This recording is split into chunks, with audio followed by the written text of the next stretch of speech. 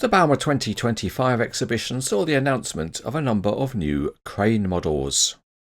And this is one of them. As you can see, it's a mobile crane model, a 6-axle, and it's a Liebherr. It's the LTM 1400 6.1. There's a photo of the real crane on the back, and the box is small because the model is in the smaller scale of 1:87. And if we go to one end, we see this model is made by WSI. Let's weigh it up. It goes straight onto the weighbridge and comes in at about 1 pound 10 ounces, and that is 730 grams. Let's open the box and we can already see what's inside. The model parts are contained within a pair of plastic formers, and they are held together with various bits of tape. This time we won't use a knife, we'll just elect for brute force. With the trays separated, we can begin to get out the various parts.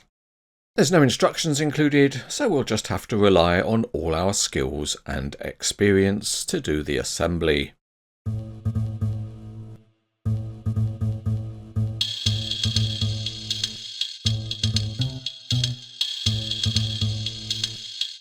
The first job is to fit the mirrors onto the driving cab, and they come on a separate sprue. You have to carefully flex them off, and then you have the two separate mirrors. And these just press into pre-formed holes. They're a little bit loose, so you might want to use a bit of blue tack or glue. At this stage, we'll just configure the crane to run on the road. So we'll begin by taking some rope off of the winch drum, and then reeving up the hook block. As you can see, you can achieve 3 falls of rope, and you can also hook the block onto the front of the cab.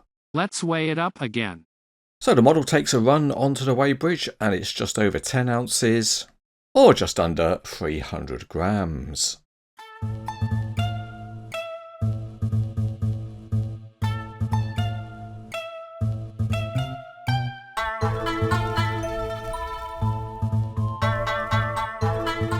We start underneath, and the model has a plastic undercarriage. That keeps the cost down, but it also allows some detail, and we can see that the transmission and suspension is indicated. The carrier cab is very good for the scale. It has beacon lights and small painted headlights, and there is a formed step up into the cab and highlighted door handles. The hook block is also particularly good given the small scale. The Liebherr name appears behind the driving cab, and a nice detail are the different hubs on the driven and non-driven axles. The outriggers are plastic with chevron highlights, and at the back of the model there's a toolbox, and the various lights are modelled well. Moving to the crane cab, and it's a good looking part. Again, there's a nicely detailed door handle, and the interior is also modelled convincingly. There are more small details behind the crane cab, and that includes separately modelled parts. The model has a full Y-guy attachment, and the connections are understandably large in this scale. The winch drum has realistic looking rope.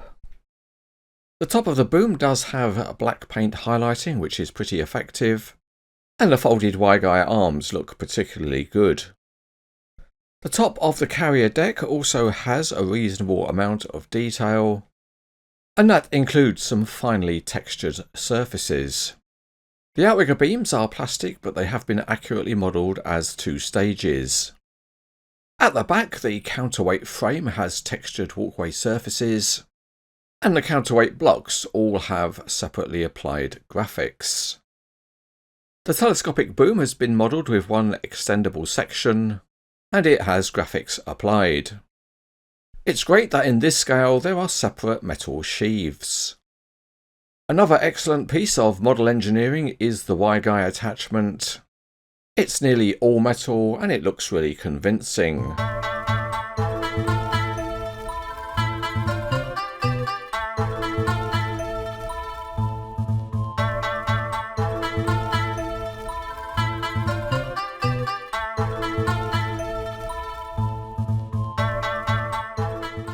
Starting underneath, the wheels all spin freely, but because of the small scale there's no steering or suspension.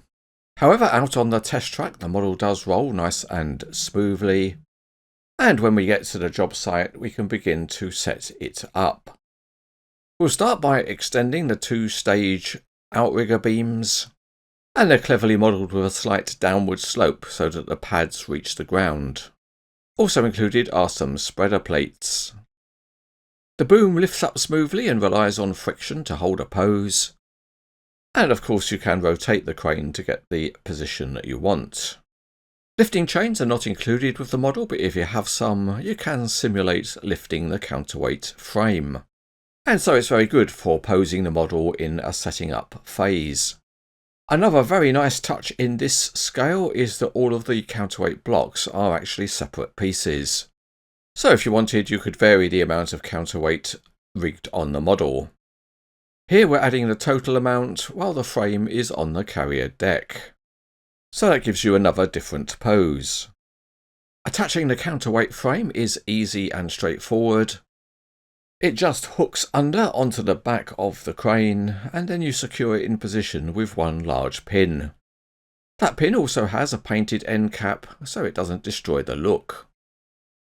The frame gets securely fixed, and then we can load up the counterweight blocks. This model does have another great feature, which is the vario ballast. And that means you can change the positioning of the counterweight blocks to suit site circumstances. And this works well on the model. Also very well engineered is the Y-guy attachment. The 2 arms can be raised up into service, and there's enough stiffness in the hydraulic rams to hold a pose. Once you've got them raised up, you can then spread them out, and the whole purpose of this is to stiffen up the boom and increase the lifting capacity. The boom has one section of extension, and that pulls out quite smoothly.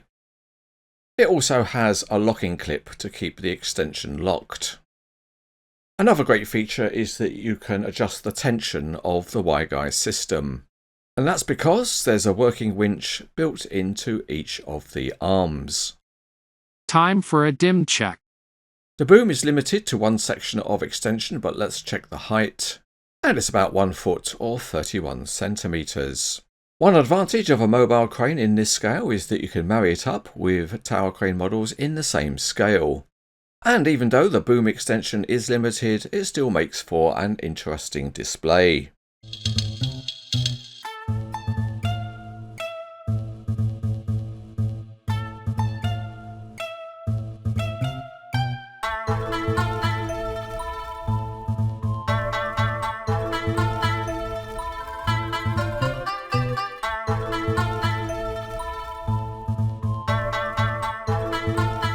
One to 87 is a small scale commonly used on model train layouts, and this model would be ideally suited on such a layout.